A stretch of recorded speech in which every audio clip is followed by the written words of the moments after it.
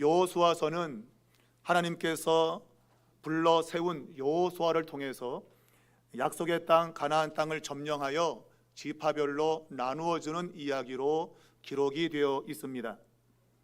여호수아를 쓴 저자는 이스라엘 백성들이 모세를 통해서 요단 동편 땅을 차지하고 뒤이어 여호수아를 통해서 요단 서편 땅을 차지하는 내용을 쓰고 있는데, 그런데 그 모든 일들이 시간 순으로 쓰고는 있지만 그러나 중요한 것들을 강조하면서 쓰는 그런 방식을 가지고 있습니다. 우리가 알듯이 요단 서편 땅은 제일 먼저 남쪽 지역을 정복하게 됩니다. 그리고 이어서 북쪽 지역을 정복하게 되는데 그 내용이 11장까지 계속 되어 왔습니다. 그리고 이제 12장을 들어오면, 오늘 본문에 들어오면 지나며 싸웠던 그 전쟁의 이야기를 성경 저자가 간략하게 요약적으로 기록을 하고 있습니다. 여기에 나오는 내용은 앞에 있는 모든 내용을 대부분 다 포함하는 시간적 순서에 의해서 기록을 하고 있습니다. 그러나 자세히 읽어보게 되어지면 앞에 있는 내용에 있는 것들이 빠진 것이 있고 또한 보충된 것이 있는 것을 우리가 보게 됩니다.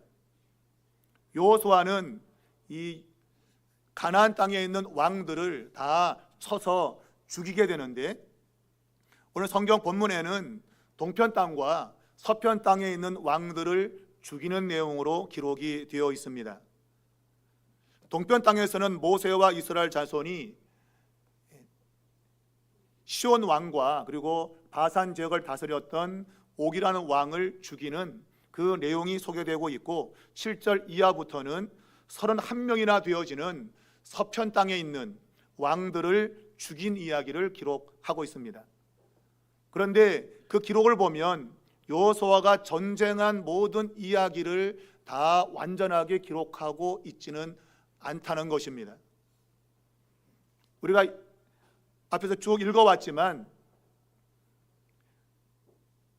8장에 보면 아이성 전투에서 패한 이후에 그들이 각성하여 하나님의 말씀에 순종해서 다시 아이성을 함락한 이후에 그들은 세겜 땅에 가서 모세가 명한 대로 약속의 땅에 들어가거든 그리심산과 에발산에서 축복과 저주를 선포하라 하는 그 말씀을 수행한 중요한 일이 있었습니다. 그런데 그 내용이 빠져 있습니다. 매우 중요한 내용임에도 이 세겜에 있었던 이야기를 빼고 있고, 그리고 이 서편의 북쪽에 해당되어지는 그 에브라임 지파에 대한 얘기도 빠져 있습니다. 하솔 왕으로 표현되고 있는 그 전쟁의 기사가 11장에 굉장히 길게 소개가 되고 있습니다. 그런데 오늘 12장에는 아주 간단하게 왕을 죽였다, 왕을 죽였다, 왕을 죽였다 하는 이런 얘기로 아주 축약해서 쓰고 있습니다. 또한 그 가운데 보게 되면 없던 내용을 추가한 것이 또한 등장을 하는 것을 우리가 보게 됩니다. 이걸 보면 오늘 단순히 전쟁의 기사를 요약해서 쓰고 있는 것이 아니라 없는 것을 다시 넣고 그리고 있는 것을 빼는, 이걸 통해서 뭔가 성경 저자가 독자들에게 강조하고 싶은 것이 있음이 분명합니다. 그냥 어떤 사실을 알려주는 것이라면 있었던 이야기를 그대로 줄여서 써야 되는데 그렇게 하지 않고 어떤 건 빼고 어떤 건 넣고 그러면서 뭔가를 의도하고 있다는 겁니다. 성경 읽을 때 우리는 저자가 무엇을 의도하고 썼는가를 주의 깊게 살펴야 됩니다. 그래야 성경을 주신 목적을 알게 되기 때문입니다. 과연 그러면 오늘 성경 저자는 완전한 어떤 사실을 묘사하려는 것이 아니라 어떤 것을 빼고 어떤 것을 넣음으로 인해서 뭔가를 강조하고 싶어 하는데, 도대체 여호수아의 승리가 기록되고 있는 이 본문은 어떤 의미를 담고 있는가 하는 것입니다. 도대체 무엇을 말하려고 성경 저자가 이 왕들을 죽인 이야기를 쓰고 있는가 하는 것입니다. 크게 두 가지를 말씀드리고자 합니다. 첫 번째는 하나님이 이루신 그 일의 위대성, 그리고 모세에게 주었던 임무를 완수하는 여호수아의 탁월한 지도력에 대해서 독자들이 감동을 받도록 그런 방식을 사용했다라는 것입니다. 말씀드렸지만 오늘 이 가나안 땅 정복은 하나님께서 모세에게 주신 약속이었습니다. 그것을 이룰 수 있도록 하나님께서 그들을 인도해 오신 겁니다. 그런데 이 전쟁하는 모든 과정 속에 여러 왕들이 등장하고 있는데 그런 것들이 11장까지에는 구체적으로 나열되어 있습니다. 그리고 오늘 본문에 보면 여러 왕들의 이름이 쭉 나열이 되어 있죠. 그러나 실제로 우리가 앞에서 쭉 읽어온 바에 의하면 이 왕들이 개개인 싸운 게 아닙니다. 우리가 이 요단 서편 땅에 있을 때 남쪽과 북쪽으로 실제로 나누어 싸웠지만 이 남쪽에 있는 왕들이 연합을 했고 북쪽에 있는 왕들도 연합을 해서 싸웠어요. 그러니까 그들이 이스라엘을 대항하기 위해서 힘을 모았다 그 얘기예요. 그런데 이스라엘을 이기지 못했다. 도리어 다 죽었다는 거예요. 남쪽이 연합해서 싸웠지만 그들 모두 다 죽었습니다. 북쪽이 연합을 했지만 모두가 다 죽었습니다. 그것을 오늘 본문에는 무슨 왕 하면서 왕을 쭉 쓰고 있는 거예요. 실제로는 연합을 한 것이죠. 그런데 여기서 지금 그렇게 왕의 이름을 쫙 나열하고 있는 이유, 성경은 31명의 왕을 죽였다고 기록하고 있습니다. 쉽게 말하면 남쪽이 힘을 합해서 이스라엘을 대항했지만 이기지 못했고 북쪽이 연합을 해서 대항했지만 이기지 못했다. 더 나아가서 남쪽과 북쪽이 함께 힘을 모아도 하나님을 이길 수 없다는 것입니다. 그것을 이렇게 왕의 이름을 그냥 계속 나열하고 있는 거예요. 31명 왕이 다 한꺼번에 덤벼들어도 하나님과 이스라엘을 이길 수 없다. 하나님이 행하시는 일은 정말 놀라운 일이다 하는 거예요. 우리가 이소룡 영화나 이런 거 보면 주인공이 적들과 싸울 때에 덤벼 하나씩 말고 한꺼번에 덤겨 와 이런 게 있어요. 덤벼. 원래는 한 명씩 싸워야 되는데 그러지 말고 무대기로 와. 무대기로 와도 다 이긴다 이거죠. 오늘 이 성경 저자가 말하고 싶은 것은 실제로 이 전투는 한꺼번에 이런 전투가 아니에요. 남쪽은 남쪽이 뭉쳐서 싸운 거고 북쪽은 북쪽이 뭉쳐서 싸운 거예요. 근데 이 31명을 쭉 나열한 것은 남쪽과 북쪽이 힘을 모아도 하나님을 이길 수 없다. 이스라엘을 이길 수 없다. 하나님을 이길 수 있는 것은 세상에 존재하지 않는다. 그걸 보여주기 위해서 왕들의 이름을 쫙 쓰고 있는 거예요. 31명을 쓰고 있는데 310명을 써도 마찬가지예요. 3100명을 써도 마찬가지예요. 31,000명을 써도 마찬가지예요. 하나님을 이길 수 없어요. 이길 수 없어요. 그것을 성경 저자가 왕의 이름을 쭉 나열하면서 의도하고 있는 거예요. 하나님이 행하시는 일이 얼마나 놀라운지 아냐? 31명의 왕이 덤벼도 이기지 못해. 그것을 말하고 싶다 이거예요. 하나님은 실제적으로 이스라엘 백성들이 차지할 땅에 거하는 족속을 3장 10절에는 7족속으로 설명을 했습니다. 헷 족속, 아모리 족속, 가나안 족속, 브리스 족속, 히위 족속, 여부스 족속, 기르가스 족속 7족속이 가나안 땅에 있는 족속들입니다. 여기 기록된 왕들은 다 7족속 안에 속해 있는 왕들이죠. 하나님은 이 7족속을 다 쫓아내고 그 땅을 주겠다고 약속하신 겁니다. 3장 10절에서 7족속에 대한 이야기를 하고 11장 3절에서 6개의 족속을 이야기하고 오늘 본문의 8절을 보면 똑같이 6개의 족속을 언급하고 있는 것은 하나님이 약속한 것을 반드시 이루신다라는 거예요. 사람은 약속을 해도 이루지 못하지만 하나님이 약속하면 불가능해 보이는 것도 다 이루어진다고 하는 하나님의 위대성을 왕들의 이름을 쭉 나열하면서 지금 이 성경 저자가 의도하고 있다는 것입니다.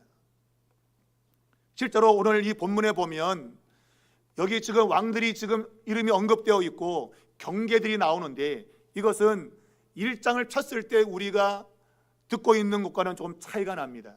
하나님이 1장 4절에서 이스라엘 백성들이 차지할 땅의 경계를 이야기할 때 북쪽 끝은 유브라데 강이라 그랬어요. 유프라테스 강까지를 내가 너희에게 땅으로 주겠다고 말씀했어요. 그런데 오늘 본문을 읽으면 유프라테스까지 강까지 차지하지 못했습니다. 그것보다 조금 작은 지역을 정복한 것입니다.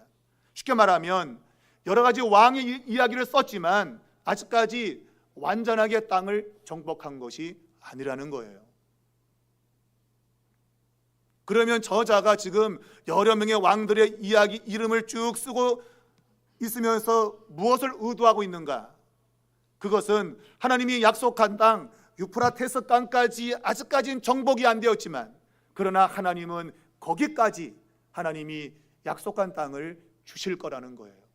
그것을 강조하기 위해서 왕들의 이름을 자그마치 31번이나 읽기도 힘든데 31명의 이름을 쭉 쓰고 있는 거예요. 우리는 12장 첫 번째 보면 이 동편 땅에 있는 이 시온 왕을 쳐 죽인 것을 언급하고 있습니다. 그러면서 그를 가리켜서 아모리 족속의 왕이라고 이야기를 했어요. 실제로 가나안 땅에는 7족속이 있었지만 대표적으로 아모리 족속으로 표현됩니다. 가나안 땅 사람들은 아모리 족속이다라고 표현하고 있어요. 그러므로 이 동편 땅에 시온 왕을 정복한 것은 서편 땅을 정복할 수 있다고 하는 서막을 여는 것이죠. 바산 왕을 뒤이어서 정복을 하고, 그리고 서편 땅까지도 정복한다고 하는 사인을 주고 있는 겁니다. 더 나아가서 이 서편 땅에 있는 31명의 왕을 다 쳐 죽이고 땅을 차지했지만, 그러나 아직까지 약속한 땅을 완전히 차지 못했어요. 그러나 하나님은 거기까지도 차지하게 하실 거라는 확신을 이러한 이름을 쭉 쓰면서 보여주고 있는 겁니다. 미래적으로 이 사람들의 뒤를 이어서 또 다른 사람들의 이름이 아마 쓰여질 겁니다. 성경은 다윗 왕 때에 하나님께서 그 약속을 완전히 이루었다고 성경은 증언하고 있습니다. 여기까지는 아직까지 이루어지지 않았어요. 그러나 이런 이름을 통해서 하나님께서 약속하신 그 땅을 반드시 주신다고 하는 확신을 갖게 만드는 거예요. 여러분, 하나님을 믿으면 지금 뭔가 보이지 않는, 끝이 안 보이는 것 같은 그런 거라 할지라도 반드시 이루어지게 됨을 여러분 믿을 수 있기를 바랍니다. 사람은 미래를 보지 못합니다. 그러나 하나님은 보신다, 이 말이에요. 31명의 왕의 이름을 쓰고 있는 것은 앞으로 약속한 유프라테스까지 내가 그 땅을 주겠다고 하는 하나님의 확신이 들어있다는 겁니다. 여러분과 저가 인생을 살면서 아직까지 뭔가 차지하지 못한 것들이 있을 때 우리에게는 믿음이 있어야 됩니다. 하나님이 약속한 것은 반드시 이루신다. 내게 주기로 약속한 것은 하나님 반드시 이루신다는 믿음을 가져야 됩니다. 바로 그 믿음을 누가 가지고 있었는가? 바로 그것은 여호수아가 가지고 있었다는 겁니다.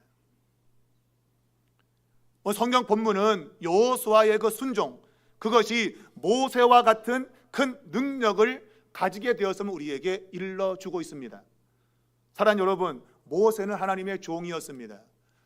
여호수아 1장을 펴면 여호와의 종 모세가 죽은 후라고 시작하고 있습니다.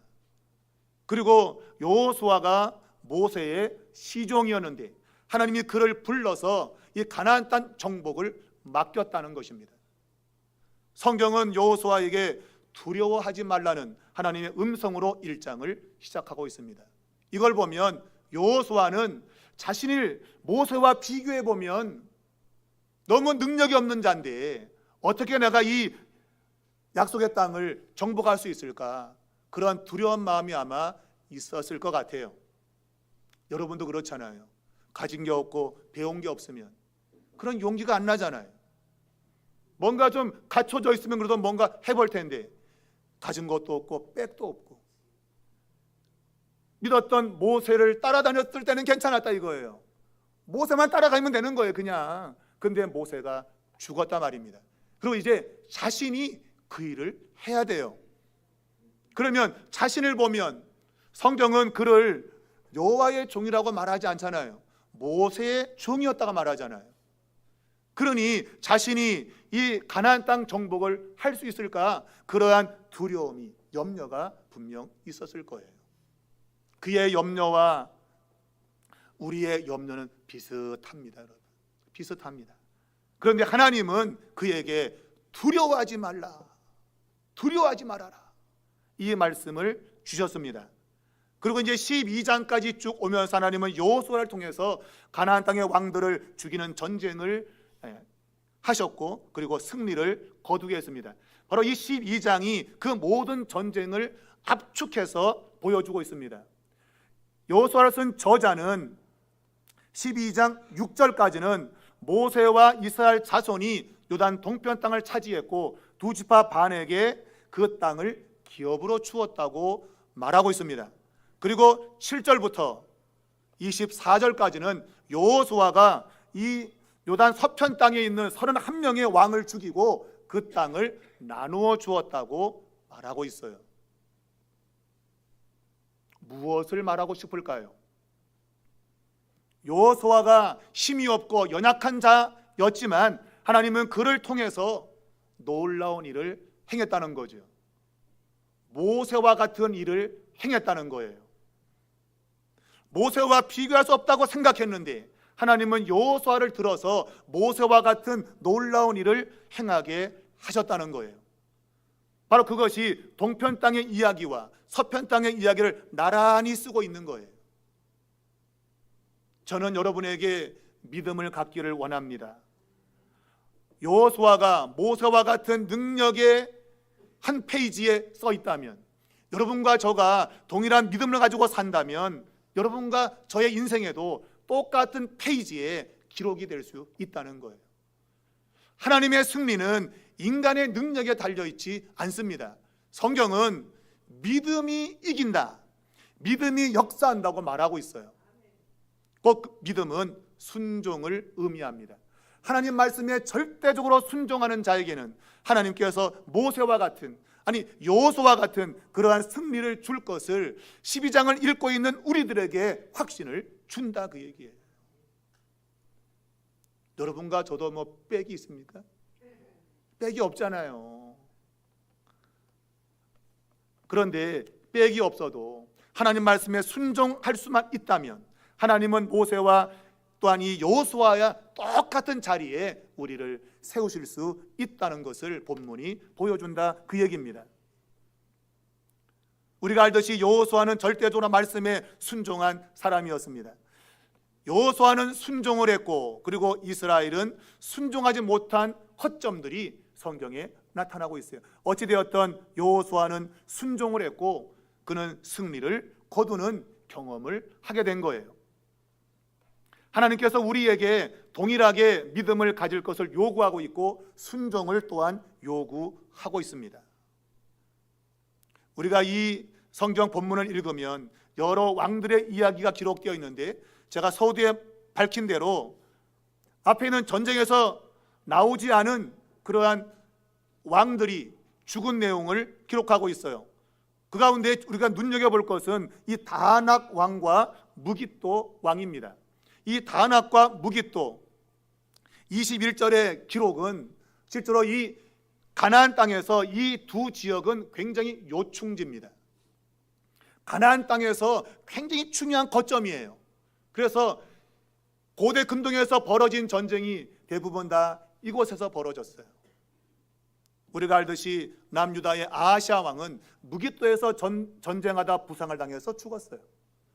또한 요시야 왕은 나라의 개혁을 수행하다가 애굽을 대항해서 무깃도에다가 싸우다가 애굽의 바로 느고에게 살해당했다고 성경은 말하고 있어요. 그만큼 이 지역은 굉장히 요충지예요. 근데 성경은 딱 한 줄로 다낙과 무기도 왕을 제거했다. 얼마나 수월합니까, 여러분? 그 땅은 굉장히 차지하기 어려운 땅이에요. 성경 역사를 보면 뒤에 그 땅을 완전히 정복하지 못했다는 기사를 성경은 적고 있습니다. 그만큼 이 두 지역은 정복하기 매우 어려운 지역이에요. 그런데 순종의 여호수아는 요 두 왕을 한 줄로 죽였다라고 기록하고 있어요. 그가 대단해서 그렇습니까? 아닙니다, 여러분. 성경의 의도는 하나님 말씀에 순종하면 아무리 강력한 세력도 한 방에 제거된다 이거예요. 제거된다는 거예요. 그래서 이 다한악과 무깃도를 갖다 끼워넣은 거예요. 성경 전체에서 어디가 가장 중요한 도시일까? 다한악과 무깃도라고 하는 거예요. 우리가 사사기에 들어가 보면 이 무깃도에서 전쟁하는 이야기가 또 나와요. 그게 이제 제가 오늘 오후에 목자 헌신예배 날 설교예요. 여인 드보라가 미천한 여인이 나라를 구하는 이야기예요. 그것이 무깃도 전쟁에서 벌어진 거예요. 그만큼 무깃도는 중요한 지역이었어요. 그런데 그런 중요한 지역도 하나님께 순종하는 여호수아에게는 아무것도 아닌 거예요, 여러분. 아무것도 아닌 거예요. 우리가 생각하면 거대하고 힘들고 어려워 보이지만 순종하는 자에게는 아무것도 아닌 거예요, 여러분. 여러분이 지금까지 인생을 실패했다면 대부분은 순종하지 않았기 때문이에요. 말씀 따라 내가 살지 않고 내 생각과 내 경험과 내 방식과 세상과 적당한 타협을 통해서 살다 보니까 실패하는 거예요. 하나님 말씀을 따라 의지하고 살면 이러한 다한악과 무깃도 같은 이러한 요충지도 단칼에 날아가는 거예요. 단칼에. 그걸 지금 성경 저자가 우리에게 이야기하는 거예요. 여러분의 인생에도 이 다한악과 무깃도 같은 것이 분명히 생깁니다, 여러분. 왜 안 생기겠습니까? 내가 정말 이길 수 없는 그런 일이 벌어질 거예요. 그럴 때 여러분 기억하십시오. 하나님 말씀에 내가 순종하면 얼마든지 이길 수 있다. 그런 확신과 믿음이 오늘 예배 가운데 생겨지기를 주의 이름으로 축복합니다. 여호수아의 순종은 성경 여호수아에서 계속 나타나고 있습니다.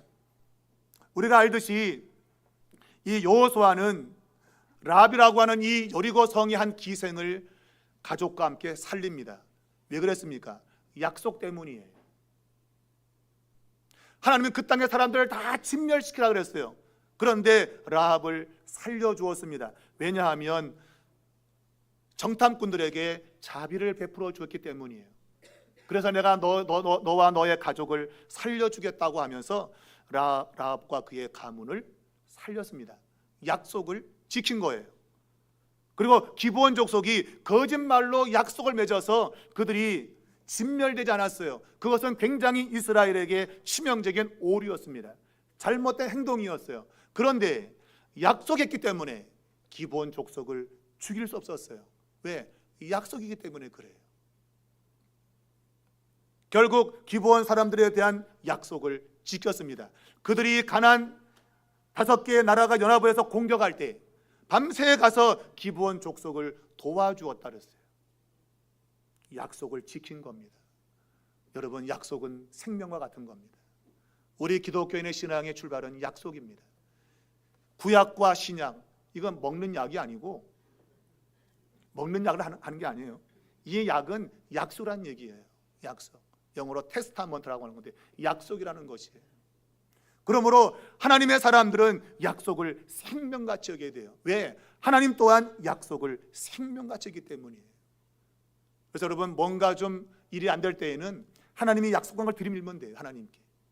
하나님 보세요, 약속했잖아요. 그러면 내가 약속했니? 들어주게 돼 있어요.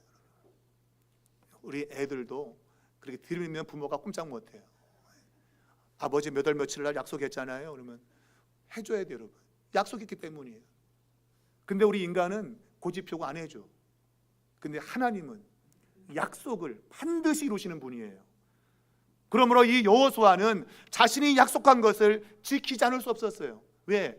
약속이 하나님을 믿기 때문이에요. 또한 그는 자신과 동족인 아간을 편견 없이 그를 저주로 죽게 했습니다. 아간은 하나님의 말씀을 어긴 사람이었습니다. 여리고에 있는 물건을 가지면 안 되는데 몰래 가지고 자기의 장막에 숨겨두었습니다. 적발되었고 결국 그를 죽여야 되는데 보통 우리 같으면 야, 네와 내가 남이가, 그리고 눈 감아줄 거예요 아마. 더군다나 이 아간이라는 사람은 유다 지파로 소개되고 있어요. 여러분, 그의 족보를 언급하는 것은 다 이유가 있는 거예요. 왜 세라의 중사님에서 그 족보를 앞에 쭉 갖다 붙이고 아간이라고 쓰겠어요? 여러분, 종이가 남아서 쓰겠어요?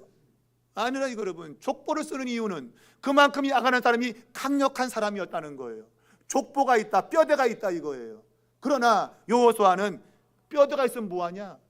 말씀을 어긴 자는 저주를 받아 죽어야 돼.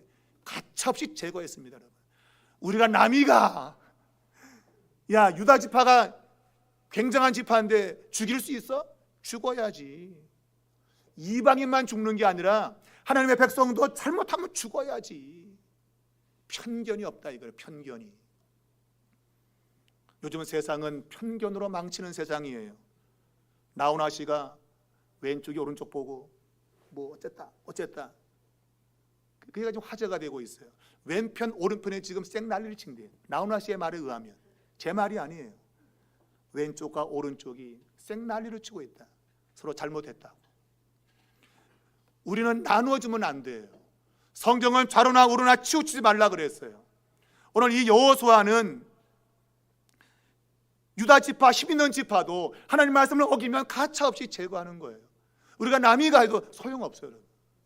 안 되는 거예요. 근데 우리는 남이가 그러면 눈 감아주고 봐주잖아요. 그러면 안 된다 이거예요. 그러면 안 된다. 그만큼 여호수아는 순종의 사람이었다는 거예요. 그가 이렇게 여러 왕들을 죽일 수 있었던 이유 한 가지는 결국 순종했기 때문이에요. 순종하는 자에게는 하나님의 역사가 나타난다고 하는 것을 오늘 본문이 보여주고 있는 겁니다. 여러분과 저가 순종하는 한 해가 될 수 있기를 바랍니다. 두 번째는 오늘 이 성경 저자가 의도한 것은 땅을 정복하고 안식하고 또한 뭔가를 성취하는 것이 이스라엘의 정체성이 아니고, 하나님의 백성은 그 땅에 남아있는 거민을 쫓아내고 그리고 하나님이 주신 땅에서 하나님 말씀을 따라 순종하는 삶이라고 하는 것을 보여주기 위해서 이 기사를 쓰고 있다고 하는 거예요. 제가 말했지만 아직까지 땅을 정복하지 못했습니다. 그런데 오늘 성경의 기록을 보면 7절 하반절에 보면 그 땅을 여호수아가 이스라엘 지파들에게 구분에 따라 소유로 주었다고 돼 있어요. 아직까지 땅을 다 차지하지 않았어요. 그런데 땅을 나눠준 거예요. 이성적으로는 땅을 다 차지한 다음에 그리고 나눠줘야 맞는 거예요. 근데 아직 땅을 다 차지 안 했어요. 그런데 땅을 나눠줬대요. 어떤 사람은 아직까지 나 땅 못 차지했어, 근데 이걸 주면 어떡해? 라고 말할 수 있잖아요. 왜 여호수아가 땅을 나누어 준 기사를 오늘 본문에다가 포함을 시켰을까요? 중요한 이야기입니다. 하나님은 이스라엘 백성들이 땅을 완전하게 차지하는 것 행하실 거예요. 그러나 그것보다 더 중요한 게 있는 거예요. 그것은 이미 차지한 땅에서 하나님 백성으로 살기를 시작해야 된다는 거예요. 제가 앞에서 8장에 대한 이야기를 했잖아요. 아이성에서 그들이 승리한 이후에 그들은 곧바로 전쟁하지 않았어요. 전쟁이 중요한 게 아니에요. 땅을 정복하는 게 중요한 게 아니라 하나님 말씀을 선포하는 것이 훨씬 중요했어요. 그래서 세겜 땅에 가서 그리심산과 에발산 양편에 세워놓고 축복과 저주를 선포했던 거예요. 똑같은 이야기죠. 지금 31명의 왕을 죽이는 기사를 쓰기 전에 그 땅을 나누어 주었대요. 이 이유는 아직 땅을 정복하지 못했으나 땅을 정복하자, 그게 아니라 이미 땅을 정복한 것이 있지, 그러면 거기서부터 먼저 하나님 백성으로 살아. 먼저 백성으로 사는 게 중요해. 땅을 정복하는 게 중요한 게 아니야. 먼저 하나님 백성으로 사는 게 중요하다는 거예요. 근데 대부분의 사람들은 남아있는 땅을 차지하려고 애쓴단 말이에요. 그 땅을 정복하려고 애쓴단 말이에요. 성경은 그거 아니야. 너가 주어진 자리에서 먼저 살아. 하나님 백성으로 순종하고 말씀에 순종하고 살아. 그 얘기예요. 오늘 많은 사람들이 자기가 목표를 세우고 그 목표를 위해서 달려갑니다. 하나님의 사람들은 예배는 안 합니다. 1월달 시작하면서 나름대로 거창한 기도의 제목을 내세우고 달려갈 거예요. 여러분, 그 기도 이루어지길 바랍니다. 그러나 그렇게 기도하는 것도 좋지만 여러분이 하나님의 백성으로 살겠다는 다짐이 있어야 돼요. 그게 오늘 본문이 요구하는 거예요. 왕들을 죽이는 기사 앞에 먼저 땅을 분배했다고 말하고 있잖아요. 이게 우선순위인 거예요. 하나님 백성으로 살아내는 게 중요한 거예요. 그렇지 않고 땅을 정복하면 뭐예요? 이스라엘 백성들이 바벨론 포로로 끌려간 거는 그들이 땅이 없어갖고 힘이 없어 그런 겁니까? 아니에요. 땅은 있었지만 하나님 백성도로 살지 않았기 때문에 그 땅에서 쫓겨난 거예요. 지금 여기는 31명이 죽은 이 왕들의 이름이 기록된 것은 이들 모두가 하나님의 뜻대로 살지 않는 악을 행하며 살았기 때문에 다 죽은 거예요. 똑같은 이치인 겁니다. 하나님 백성들이 땅을 정복하는 게 목적이 아니라 하나님 백성도로 살아내는 게 중요한 거예요. 그러면 이 왕들 내가 다 제거시켜 줄 거야. 너가 하나님 백성으로 살고 네 자리에서 순종하고 살면 왕들 싸우는 거 걱정하지 마. 그건 내가 다 쫓아낼 거야. 그 약속을 주고 있는 거예요, 여러분. 근데 우리는 이것은 생각도 안 하고 땅을 정복해야 돼. 어디부터 갈까? 그러고 있다 이거를. 하나님의 백성답게 사는 게 중요합니다. 그것이 땅을 차지하는 것보다 우선돼야 됩니다. 그것이 하나님께서 우리에게 요구하시는 겁니다. 누가복음에 보면 부자가 매일 잔치를 벌인 내용이 나옵니다. 잘 먹고 잘 살았습니다. 근데 그 문 밖에 거지 나사로가 병들어 있었습니다. 그런데 그를 한 번도 대접하지 않았습니다. 성경은 그러한 사람을 돌보라고 하나님 말씀했습니다. 만일 부자가 하나님의 백성이라고 한다면 당연히 그 사람 돌봐야 됐습니다. 그러나 자기 혼자 팩 터지게 먹고 딩가딩가 춤추고 살다가 그가 죽었는데 자기가 가졌던 거 하나도 가지지 못하고 자기의 입안에 물 한 방울 찍지 못하는 고통 속에 영혼이 살았다고 성경은 말하고 있는 겁니다. 그가 가진 모든 것들을 빼앗겼다 그 얘기예요. 말씀에 순종하지 않고 내 욕심 따라 살았을 때의 결과가 그런 결과라는 거예요. 여러분, 땅을 정복하는 것도 물론 중요해요. 그러나 더 중요한 것은 하나님의 백성으로 사는 겁니다. 성경의 모든 이야기는 하나님의 백성으로 살라고 주신 이야기예요. 그게 중요한 거예요. 그걸 놓치면 안 돼요. 예수 믿는 것은 죽어서 천국 가는 게 아니에요. 예수 믿는 것은 하나님의 백성이 되는 거예요. 그분의 말씀에 순종하며 살라고 예수가 십자가에 죽은 겁니다. 이걸 깨달아야 되는데 아직도 깨닫지 못하고 내 욕망 따라서 땅을 정복하려고 덤비고 있는 것이 우리들의 모습이에요. 여러분들에게 좋은 것 많이 주어지길 바랍니다. 그러나 더 중요한 하나님 백성으로 구별되게 사십시오. 세상 따라 살면 안 됩니다. 세상은 땅의 것들을 쫓아갑니다만 우리는 위의 것들을 쫓아야 됩니다. 그것이 성경이 우리에게 요구하는 것입니다. 그래서 땅을 나눠줬다는 이야기가 먼저 오게 되는 거예요. 그리고 나서 왕들이 죽은 이야기를 쭉 쓰고 있습니다. 여러분, 우리 예수님께서 산상설교에서 진짜 복 있는 사람이 누구냐 하는 것을 정의했습니다. 팔복에 보면 마태복음 5장 5절에 보면 온유한 자는 복이 있나니 저희가 땅을 받을 것이라고 했어요. 누가 땅을 차지하느냐? 그것은 온유한 자가 차지하는 거예요. 이 온유라고 하는 것은 예수님의 성품입니다. 나는 마음이 온유하니 온유하고 겸손하니 내게 와서 배워라. 내가 마음이 온유하고 겸손하면 땅을 차지하는 거예요. 눈에 보이는 땅이 아니라 영원한 하나님의 나라를 차지한다 그 얘기죠. 여러분, 세상에서 아무리 많은 땅을 차지해도 온유와 겸손을 잃으면 영원한 땅을 잃어버리는 거예요. 그건 어리석은 겁니다. 잠깐 있다가 머물 그 땅을 여러분 찾지 마시고 영원히 있을 땅을 찾아야 됩니다. 그것 하나님의 백성으로 살아내는 겁니다. 힘들어도 말씀에 순종하고 그분과 함께 동행하며 살아야 됩니다. 그러면 주님이 여러분에게 영원한 땅을 주실 거예요. 그것을 여러분 오늘 예배 가운데 마음에 결단하시고 믿음으로 살아내시는 우리 모두가 되기를 주의 이름으로 축원합니다. 우리